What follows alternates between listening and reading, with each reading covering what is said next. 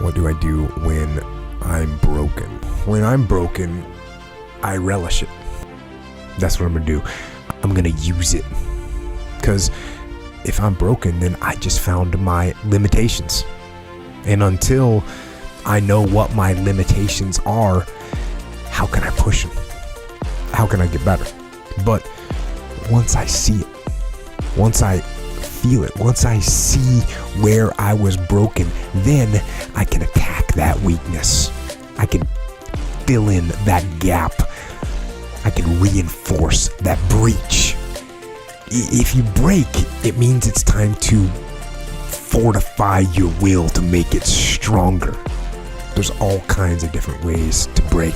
You can break physically, you can break mentally, you can break your heart, you can break your spirit, and none of those are fun, and all of those are gonna leave a mark.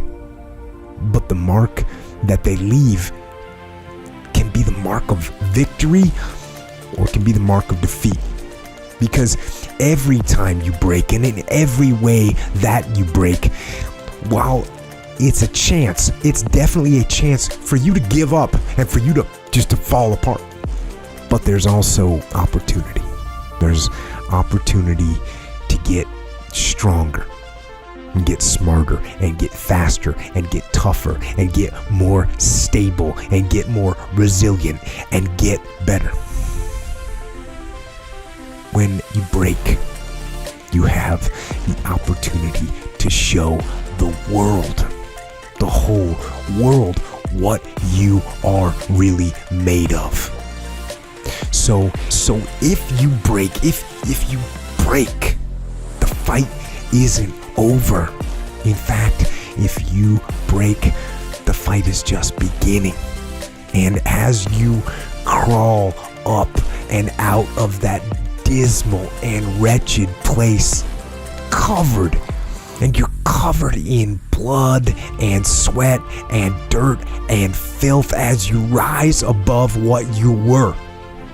And as you take the form of who you are supposed to be, you will see that in the very act of standing up, in the very act of fighting on, you will become and you will remain unbroken.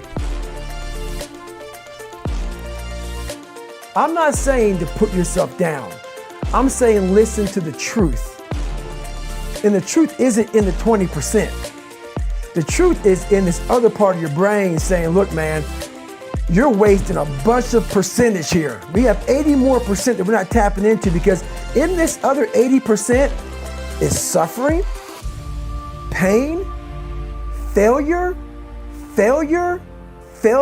self-doubt, darkness, and then a whole bunch of light.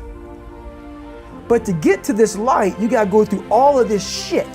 So a lot of us know that. I can get over here, but over here, man, this is much better, because I gotta go through this journey that is not fun. This from 20 to 100%, this shit in between is not fun. So we decide to live over here. So everybody goes, how do you do that? You know exactly how to do that. You know exactly, it's not a magic trick. There's nothing I talk about in that book that's a magic trick. It's all back down to a very primitive mindset of we just have to do. It's like breathing. Breathing becomes normal. Like we don't know that we're doing it. That's how you have to live your life. When that alarm clock goes off at 4 or 5 in the morning, your mind says no. You just say, this is what we do. It's what we do now. Because to get to where you want to go, the amount of pain involved, I'm not saying physical, I'm not saying you got to break yourself off. The amount of mental pain of how many times you're going to have to do something that you don't want to do to get to where you want to go is going to be, there's going to be more times you do something that you don't want to do than you are going to want to do it. And that's your new norm. So then it's like breathing. And then once you do this over and over and over again, it becomes like breathing. I don't want to live this lifestyle, but to get to the other side of this, I have to. So if you really want it, you realize what trying is and what trying is not.